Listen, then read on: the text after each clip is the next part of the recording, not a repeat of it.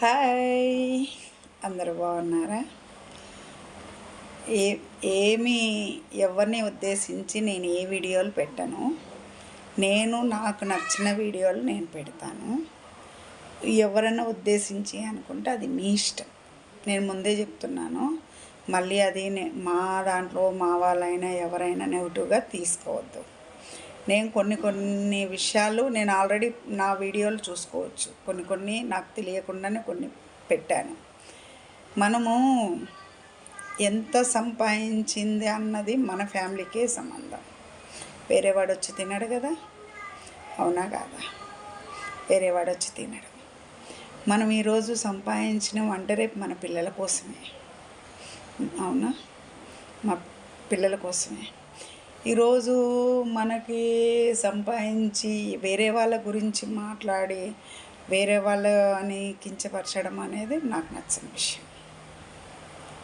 ఎవడికి ఉండేది వాడుకుంటుంది, ఎవడికి ఎంత ఉండాలో అంత ఉంటుంది.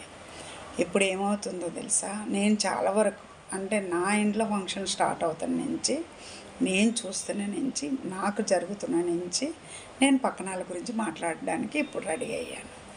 ఎందుకంటే చాలామందికి చాలా తెలియదు.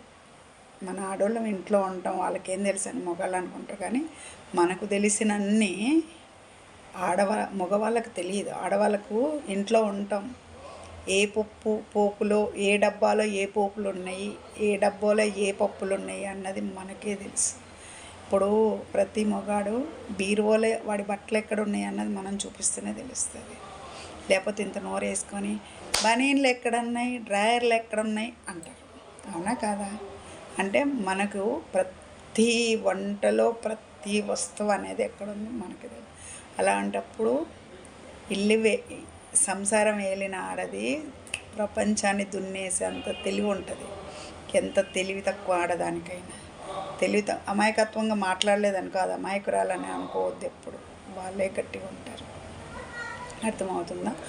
సరే, ఈ టాపిక్ అంతా ఎందుకు, నేను వచ్చే అసలు టాపిక్కి. అయితే జనాలు ఈ మధ్య డబ్బులు బాగా సంపాదిస్తారు కదా, బాగా సంపాదిస్తారు. ఈగోలు కూడా బాగా అవుతున్నాయి. డబ్బు ఎందుకంటే రేపు ఫ్యూచర్కి పిల్లల కోసమని సంపాదిస్తాం. పెద్ద చదువులు చదివించుకుంటున్నాం అందరం. స్తోమత ఉన్నోడు చదివిస్తుండు, స్తోమత లేనోడు చదివిస్తున్నాడు, అందరం చదివిస్తున్నాం. కానీ ఇప్పుడు డబ్బు వచ్చేసరికి నువ్వెంత నేనెంత, ఈగో ఎక్కువైపోతుంది. ఈగో తగ్గించుకోండి. ఎందుకంటే నీ దగ్గర ఉన్న డబ్బు నీకే సొంతం, నా దగ్గర ఉన్న డబ్బు నాకే సొంతం. ఆ కుటుంబాలు చెదిరిపోతున్నాయి. అర్థమవుతుందా? ఆ రెచ్చిపోయిన మాటలు మాట్లాడి అది చేస్తే అది వాళ్ళకే తిట్టుకొడుతుంది. అది గుర్తుపెట్టుకొని ఎవరైనా సరే మాట్లాడండి. నేను మాట్లాడింది తప్పు అనుకుంటే మీ ఇష్టం, కాదు అనుకుంటే అది హ్యాపీ, ఓకేనా? తప్పు అన్నది తప్పని తెలియదు, ఇప్పటివరకు పెట్టలేదు. అందరూ హ్యాపీ, అందరు మంచోళ్ళు. ఈ వీడియోని బట్టి నేను చూస్తా. ఎందుకంటే ఈ వీడియోలు కొంతమందికి వర్తిస్తాయా అని అనుకుంటున్నా.